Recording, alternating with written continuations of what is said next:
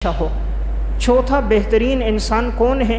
آپ صلی اللہ علیہ وسلم نے ارشاد فرمایا خیرکم من یرجی خیرہ ویؤمن شرہ، بہترین انسان تم میں وہ ہے جس سے لوگوں کو خیر کی امید ہو اور لوگ اس کے شر سے محفوظ ہوں، لوگ اس سے خیر کی امید رکھیں، اس کے شر سے محفوظ ہوں، کسی کو تکلیف نہ پہنچائے۔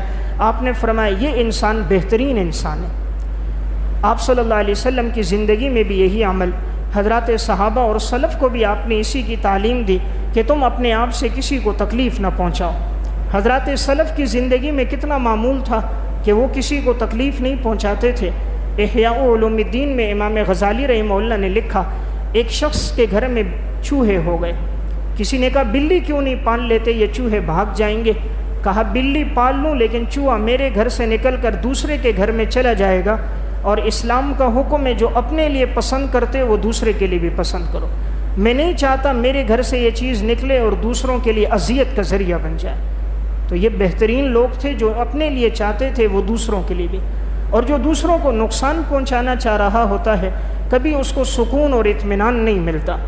مکافات عمل میں انہوں نے ایک واقعہ لکھا، ایک شخص تھا چودھری ناصر اس کا نام تھا، اس کی زندگی میں بس لوگوں کو اذیت پہنچانا، تکلیف دینا یہی کام تھا۔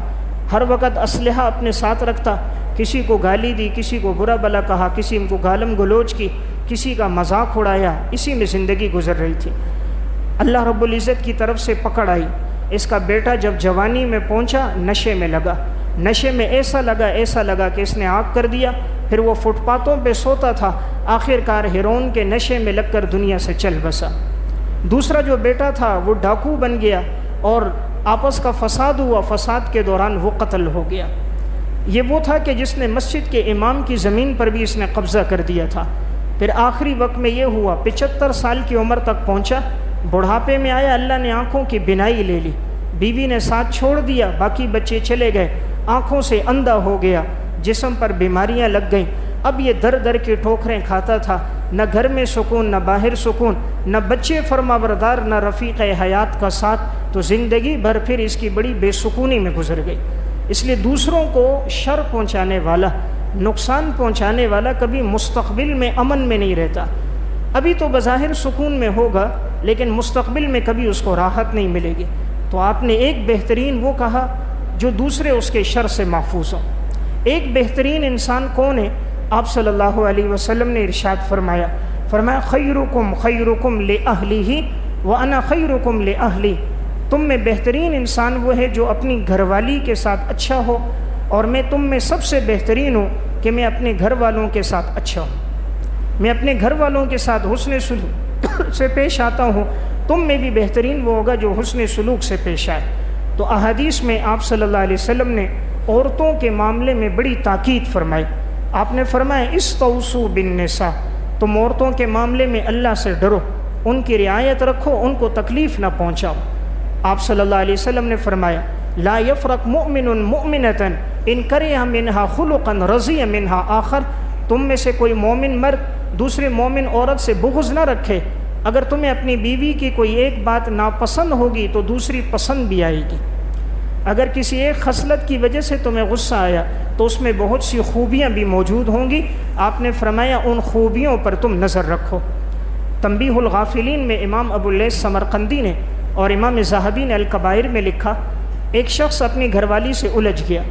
اس نے کہا میں حضرت عمر رضی اللہ تعالیٰ عنہ کے پاس جاتا ہوں، ان سے جا کر بات کرتا ہوں گھر والی کے معاملے میں۔ جب وہاں گئے دروازے کے باہر آواز آ رہی تھی، حضرت عمر کا اور ان کی گھر والی کا آپس میں کسی معاملے میں بات ہو رہی تھی۔ اس نے جب وہ بات سنی تو انہوں نے کہا کہ ان کے گھر کے اندر بھی یہ بات چل رہی ہے، تو یہ شخص وہاں سے جانے لگا۔ تھوڑی دیر میں حضرت عمر باہر آ گئے، فرمایا بھئی کیسے آنا ہوا؟ کہا میری گھر والی کے ساتھ تکرار ہوا تھا، جب میں یہاں آیا تو مجھے بھی آواز سنائی دی۔ تو حضرت عمر نے آگے سے کہا کہ میں اپنی گھر والی کی کوئی بات خلاف مزاج بھی برداشت اس لیے کر لیتا ہوں کہ نمبر ایک اللہ نے اس کے ذریعے میری عزت کو محفوظ کیا ہے، کہ میری عزت محفوظ ہے، میں زنا سے بچا ہوا ہوں، میں گناہ سے بچا ہوا ہوں۔